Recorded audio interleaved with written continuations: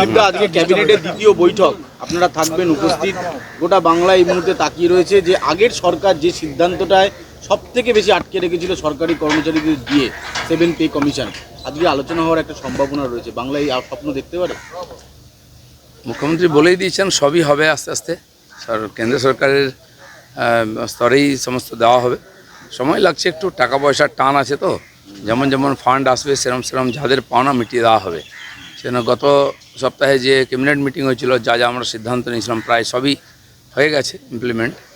এবারে এই ধরনের কিছু পেন্ডিং বিষয় আছে, সেগুলো নিয়ে আজকে চর্চা হবে, আর তার অ্যাকশন দেখতে পাবেন ধীরে ধীরে। অর্থমন্ত্রক ইতিমধ্যেই বিজ্ঞপ্তি জারি করেছে, যে বয়সসীমা যেটা ঘোষণা করা হয়েছে সরকার পক্ষ থেকে, শুধু কথা নয় কাজে দেখিয়ে দিল, এবং অর্থমন্ত্রক বিজ্ঞপ্তি জারি করে সেই বয়সের ঊর্ধ্বসীমা বিজ্ঞপ্তি প্রকাশ করলো। ক্যাবিনেটে যেটা সিদ্ধান্ত হয় প্রত্যেকটি বিভাগ সেটাকে ফলীভূত করে তাদের মতো করে, সেরকম তারা আবার সার্কুলার জারি করছে, কাজ শুরু করে দিচ্ছে। ডিপার্টমেন্টাল মিটিংও আমরা করছি গিয়ে, যে কী করে সেটাকে ইমপ্লিমেন্ট করা যায়, যেটা সরকার ঘোষণা করেছে।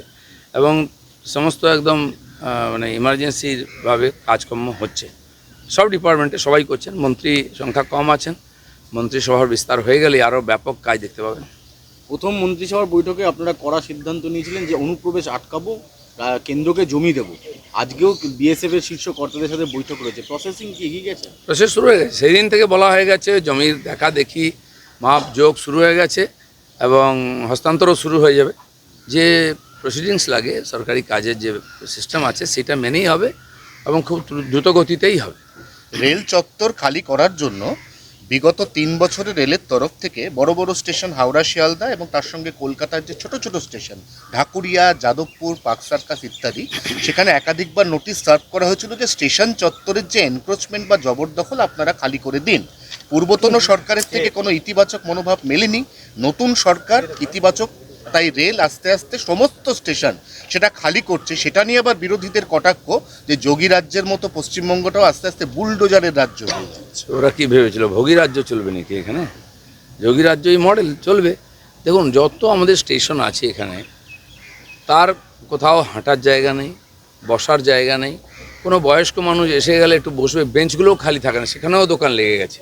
মহিলারা, বাচ্চারা দাঁড়িয়ে থাকেন, ট্রেন দেরি হলে খুব অসুবিধা হয়। বৃষ্টি হলে শেডের মধ্যে যেতে পারেন না, সেখানে দোকান লেগে গেছে। হঠাৎ ট্রেন থেকে নামলো এক গাদা লোক, হাঁটার জায়গা নেই, ট্রেন একটু ঢুকে গেছে, ছুটে গিয়ে আমরা ট্রেন ধরি, 5 জনের সঙ্গে ধাক্কা লাগবে, এইটুকু সরু রাস্তা আছে, সব জায়গায় দোকান। তো যে যেখানে পাচ্ছে বসে পড়ছে, ওখানে খাচ্ছে দাচ্ছে, ঘুমোচ্ছে, নোংরা করছে, কোনো প্রতিবিধান হয় না। যেখানে আরপিএফ করতে পারবে পরিষ্কার করবে, না হলে পুলিশ তাকে সাহায্য করবে। আর এবং সব জায়গায় রেলের জায়গা পুনরুদ্ধার করে সাধারণ মানুষের যাতায়াতের জন্য সুবিধা হবে।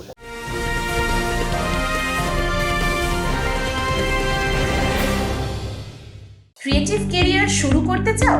জয়েন করো arena animation Barrackpore. Graphics, motion graphics, animation, VFX, AI সব কিছুই এক জায়গায়। Admission open, call now. গতকাল আপনি নিশ্চয়ই দেখেছেন যে কিভাবে তাণ্ডব চলেছে বাক্সার, আসানসোল, এই সমস্ত জায়গায়।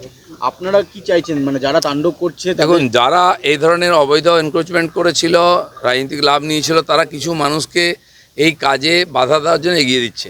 আমি বলে দিচ্ছি কোনো লাভ হবে না।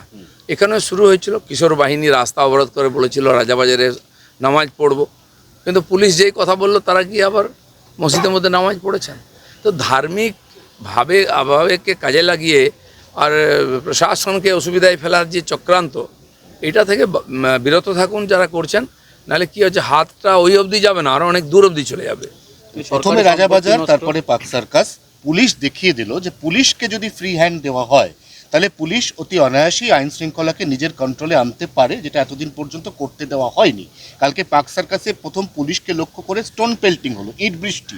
তারপর 8 ঘন্টার মধ্যে পুলিশ এমন পাল্টা অ্যাকশন শুরু করলো যে সুরসুর করে যে যার মতো বাড়ি ঢুকে গেল। হ্যাঁ, এটা তো আমরা একদিন ভিডিও দেখতাম, কাশ্মীরে হয়েছে, স্টোন পেল্টিং হতো, তারপরে পুলিশের অ্যাকশন। উত্তরপ্রদেশে দেখেছি, পুলিশ গিয়েছিল উদ্ধার করতে, তার উপরে অ্যাটাক হয়েছিল, গুলিও চলেছে, তারপরে পুলিশ কী করেছে। তো দেখে শেখা উচিত, নাহলে ঠেকে শিখতে হবে। এই জন্য ভুলে যায় যেন ওরা, এই কালচারটা চেঞ্জ হয়ে গেছে, সরকারটা চেঞ্জ হয়ে গেছে।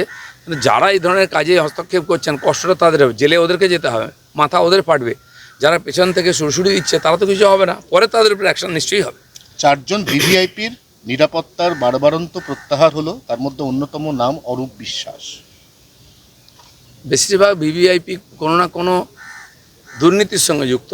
সাধারণ মানুষের ভয়ে এরা এই ধরনের সিকিউরিটি নিয়ে ঘুরত। ফলে পুলিশ যে ফোর্স, সেটা আমরা রাস্তায় দেখতে পেতাম না। নেতাদের বাড়িতে, নেতাদের গাড়িতে তারা ঘুরে বেড়াতো।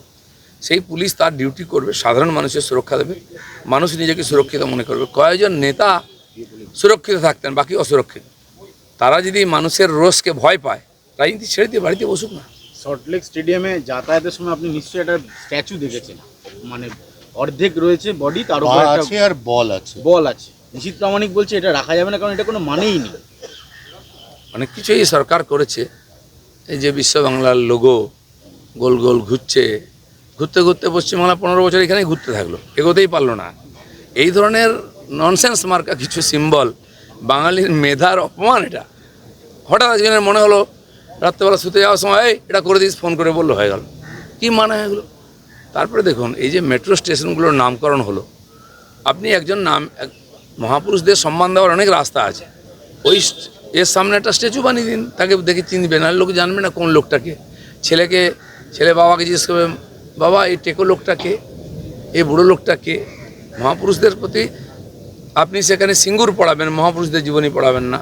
নন্দীগ্রাম পড়াবেন, আপনার জীবনী পড়াবেন। আর নেতাজি সুভাষ, রবীন্দ্রনাথের সঙ্গে মুখ্যমন্ত্রীর ছবি দেবেন।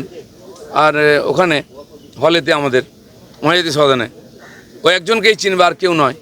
তো যেখানে স্থানের নামে আমরা স্টেশন দেখি, আমি দেখেছি মেদিনীপুরেতে 3টে গ্রামের নাম দিয়ে একটা স্টেশন হয়েছে। তো এটা তো বড় হয়েছে নাম, কিন্তু লোকে জানবে এই 3টে গ্রামে যাওয়া যায় এখানে নেমে।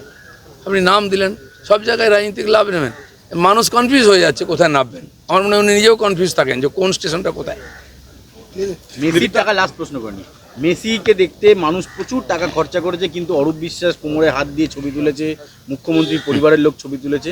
আপনাদের সরকার এবার সিদ্ধান্ত নিয়েছে যে সব টাকা মানুষকে ফেরত দেওয়ার প্রক্রিয়া। মেসিকেও নির্বাচনের কাজে লাগানো হয়েছে, নির্বাচন প্রচারে আনা হয়েছিল, ঝান্ডা ধরানোর চেষ্টা হয়েছিল, মামাটি মানুষের বেঁচে গেছে লোকটা, শেষ পর্যন্ত বুঝতে পেরেছে। কিন্তু মেসির মতো একজন বিশ্ববিখ্যাত প্লেয়ারকে নিয়ে এসে যে অপমান করা হলো এবং মানুষের কাছ থেকে অবাধ টাকা তুলে 9-6 করা হলো, মানুষ তাকে দেখতেও পেল না। এর সমস্ত ইনকোয়ারি হবে এবং যারা যারা টাকা খেয়েছে, এখন সময় আছে, হিসাব দিন, দিয়ে দিন, নাহলে টাকা তো যাবে, মান সম্মান যাবে, বাড়ির ভাতও খেতে পারবেন না, জেলের ভাত খেতে হবে। ঠিক আছে, আপনি আজকে পঞ্চায়েত মন্ত্রী, এই পঞ্চায়েত দপ্তর নিয়ে বারবার বিভিন্ন অভিযোগ উঠেছে, একেবারে ঘুঘুর ভাষা হয়ে গেছিল বলে অভিযোগ ছিল। সেই ঘুঘুর ভাষা ভাঙা সম্ভব? অভিযোগ তো আছেই এখনও, আমরাও জানি। সেই সমস্ত প্রশ্নের উত্তর খোঁজা হচ্ছে। ডিপার্টমেন্টে কয়েকবার বৈঠক করেছি, আজকেও আমি বৈঠক করছি বিভিন্ন বিষয় নিয়ে, সেগুলো চলতেই থাকবে। বেশ কিছু পরিবর্তন হতে থাকবে। আর কর্মচারী খুবই কম, ফলে কোনো প্রকল্প চালু করতে গেলে, ফান্ড এসে গেলে সেটা এক্সিকিউট করার মতোই কর্মচারী নাই। আমি মাননীয় মুখ্যমন্ত্রীকে বলবো যে রিক্রুটমেন্ট হোক পঞ্চায়েতে, কারণ পশ্চিমবাংলার বেশিরভাগ মানুষ পঞ্চায়েতের থেকেই পরিষেবা পান, আর যত ভাতা ইত্যাদি সব পঞ্চায়েত দেয়। তো কয়েকজন কর্মচারী যদি এত কাজ করতে চান, তাহলে পঞ্চায়েতের মূল যে ডেভেলপমেন্টের কাজ সেটা হবে না। সেখানে কেন্দ্র সরকারের প্রকল্প আটকে দেওয়া হচ্ছে, এই করা হচ্ছে। এটা করতে সময় লাগবে, কিন্তু খুব তাড়াতাড়ি কাজ আমাদের চলছে। আজ থেকে সব স্কুলে ম্যান্ডেটরি বন্দে মাতরম। এটা তো হওয়া উচিত ছিল আগে। যেখানে বন্দে মাতরম লেখা হয়েছে, গাওয়া হয়েছে, বন্দে মাতরম বলে গুলি খেয়েছে, ফাঁসিতে গেছে আমাদের আর বিপ্লবীরা, তো ঋষি বঙ্কিমকে আমরা এই জন্য শ্রদ্ধা করি, এটা তার বড় অবদান। তো সেখানে বন্দে মাতরম গাওয়া হবে না, এটা কী করে হতে পারে? অবশ্যই হওয়া উচিত। মেঘবেলা লাইভে আপনার পছন্দের টিভি চ্যানেলস সম্পূর্ণ বিনামূল্যে, শুধুমাত্র মেঘবেলা ব্রডব্যান্ডের কানেকশনের সঙ্গে। মেঘবেলা ব্রডব্যান্ড, বাংলার ঘরে ঘরে। উত্তর 24 পরগনা ও তার আশপাশের এলাকার মানুষের সেবায় ক্যাথ ল্যাবের মতো অত্যাধুনিক সুবিধা নিয়ে পরিষেবায় ব্রতী সারদা মাল্টি স্পেশালিটি হাসপাতাল। একই ছাদের তলায় মানুষ সাধারণ চিকিৎসা থেকে শুরু করে 24 ঘন্টা cath lab, MRI, CT scan, এনআইসিউর মতো সুবিধা এবার থেকে পেয়ে যাবেন সারদা মাল্টি স্পেশালিটি হাসপাতালে। প্রয়োজনে যোগাযোগ করুন 033-2592-0730, 2593-0730, 2593-3562 ও 9331275635 নম্বরে। আমাদের ঠিকানা Royal Park, Kalyani expressway, Barrackpore, Kolkata 7,121,000। Sarada multi speciality হাসপাতাল, পরিষেবাই হোক আমাদের মূল লক্ষ্য।